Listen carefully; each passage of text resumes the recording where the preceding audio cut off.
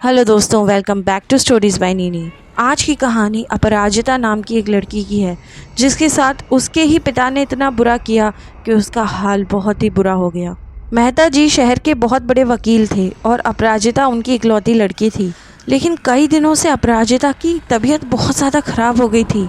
वो उल्टे पैर करके चलने लगी थी। इसके अलावा वो रात में कच्चा मांस लेकर खाती थी, जिसे देखकर मेहता जी और उसकी छोटी बहन बहुत ज़्यादा डर जाते थे। अपराजिता की मां को गुजरे हुए कुछ साल हो चुके थे। तब से अपराजिता ही अपनी छोटी बहन का ध्यान रखती थी। इसके अलावा कॉलेज में भी वो हमेशा अव्वल आती थी। लेकिन पता नहीं कुछ दिनों से अपराजिता को क्या हो गया था। रात में इतनी ज़ोर ज़ोर से चीखती थी, बड़बड़ाती थी, कभी दीवारों से बातें करती थी। मेहता जी ने कई साइकेट्रिस्ट को दिखा दिया, लेकिन अपराजिता की तबीयत बिल्कुल भी ठीक नहीं हुई, बल्कि वो दिन ब दिन बिगड़ती जा रही थी। मेहता जी अब थक हार कर एक मशहूर बाबा जी को बुलाकर लेकर आए। बाबा जी ने जैसे ही अपराजिता को देखा वो समझ गए कि इसके ऊपर किसी प्रेतात्मा का साया है। बाबा जी ने भभूति निकाली और अपराजिता के ऊपर फेंकते हुए बोले कि बता कौन है तू और कहाँ से आया है। तभी अपराजिता की अचानक से आवाज़ बदल गई।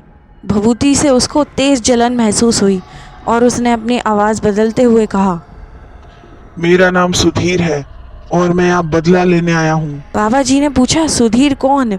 बदला लेने आए हो? किससे बदला लेने आए हो? तब वो बोली, अपराजिता के पिता ने मुझे मरवा दिया क्योंकि अपराजिता मेरी प्रेमिका थी। अब मैं अपराजिता के पिता से बदला लेने आया हूँ। ये बात वहाँ खड़े मेहता जी ने सुनी तो वो हक्के बक्के रह गए और उन्होंने बाबा जी को कहा, क्या बकवास है ये? आप यहाँ पर इसका इलाज करने आए हैं या ये उल्टी सीधी बातें पूछने आए हैं? ऐसा कहकर मेहता जी ने बाबा जी को वहाँ से भगा दिया। लेकिन ये सारी बातें अपराजिता की छोटी बहन ने सुन ली थी। छोटी बहन को सुधीर और अपराजिता के रिश्ते के बारे में पता था और अभी अचानक से सुधीर गायब हो गया था। उसके घरवाले भी उसे कई दिनों से खोज रहे थे। लेकिन आखिरकार उसकी बहन ने पुलिस में जाकर अपने ही पिता के खिलाफ रिपोर्ट लिखा दी। जब पुलिस ने जांच की तो सच में सुधीर की बॉडी कॉलेज के पीछे वाले एक शमशान घाट में दबी हुई मिली और साथ ही उस बॉडी के हाथ में मेहता जी का पर्स बड़ी मुश्किल से दबा हुआ था, जिसे शायद उसने संघर्ष करते समय मेहता जी के पैंट से निकाल लिया था। इस तरह से मेहता जी के खिलाफ पुलिस को सारे सबूत मिल गए थे और मेहता जी अरेस्ट हो गए।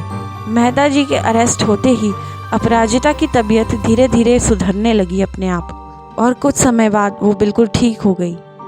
तो ये थी आज की horror story. Thank you for listening.